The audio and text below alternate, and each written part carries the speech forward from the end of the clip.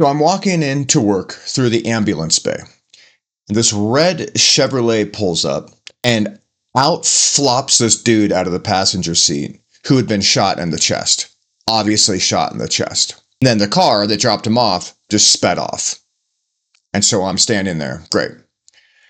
Out from the car runs a bunch of my coworkers, and they grab this dude and flop him onto a stretcher. The dude looked very, very dead. But the strange thing is, he was wearing a Spider-Man costume. Not a Spider-Man shirt, but gloves, mask, full body suit. He didn't have the mask on, which I thought was kind of strange. So they disappear into the ER. Okay, great. Welcome to work, Highland. I walk into the emergency department through the ambulance bay doors.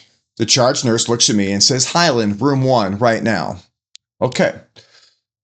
Not going to ease into work today, right? I put my coffee down. I go into room 1, where there's already people doing all of the emergency medical stuff that you do for someone who's been shot in the chest and wearing a Spider-Man costume.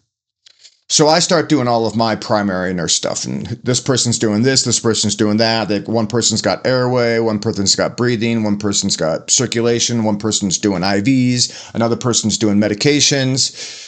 That's not exactly how it went, but that's how it's supposed to go, right? General surgeon shows up, must have already been down there, and he starts putting a tube into Spider-Man's left chest to drain all the blood that's in his lungs, because Spider-Man had been shot in the chest and lungs, likely.